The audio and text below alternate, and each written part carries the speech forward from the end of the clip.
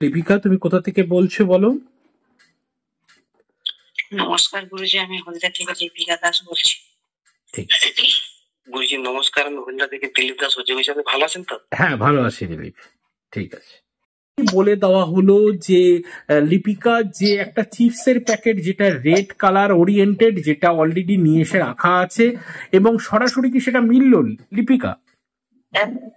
একদম ঘটনাটা সত্যি বের করে দেখাচ্ছি।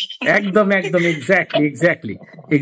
আমরা সরাসরি লিপিকা, আমরা আজকে সরাসরি আমরা অনলাইন কনসালটেন্সি করলাম, কেমন লাগলো এবং সমস্ত কিছু ঘটনা তুলে ধরা যখন হলো, এবং পাশাপাশি ঘরে যে খাবারগুলো খাওয়া হয়েছে সেটাও বলা হলো, এবং দিলীপ যেটা আজকে এনেছে সেটাও অলরেডি মানে যেটা খাওয়ার ব্যাপার হয়েছে সেটাও আলোচনা করা হলো, এবং এভরিথিং একটা নামকে নিয়েও আমরা আলোচনা করলাম।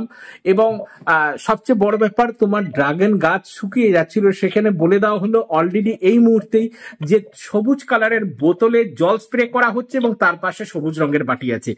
লিপিকা, সব মিলল কিনা এবং কেমন লাগলো?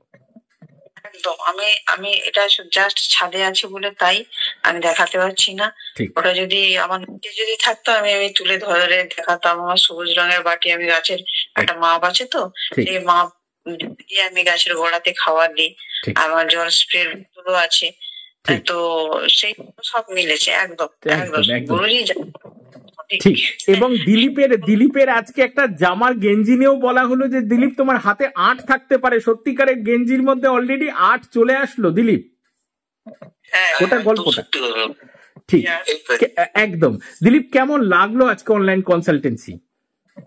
মানে যে এমন লাগলো, কি বলবো, এটা তো মানে ভাষায় বোঝাতে পারবো না। গুরুজির কাছে তো আমরা অনেক দিন থেকে বিগত বসছি, তো গুরুজিকে আমরা বারবার বলছি যে সত্যি ঘটনা সবকিছু বলি, সেই জন্য আমরা সেভাবে ফল পাই।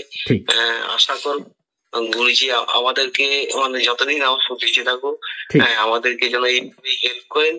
আর আমরা আরো সবাইকে বলবো ওনারা যেন এইভাবে মানে ওনাকে যদি সত্যি ঘটাতে পারে তাহলে আমাদের মতো ভালোভাবে থাকতে পারবে এবং নানা রকম বিভিন্ন মানে সমস্যার সমাধান হবে, আর মানে খুব ভালোভাবে জীবনযাপন করতে পারবো। এই ছাড়া মানে গুরুজি, আশা করি গুরুজি আমাদেরকে মানে সারা জীবন এইভাবে মানে একদম ডেফিনেট।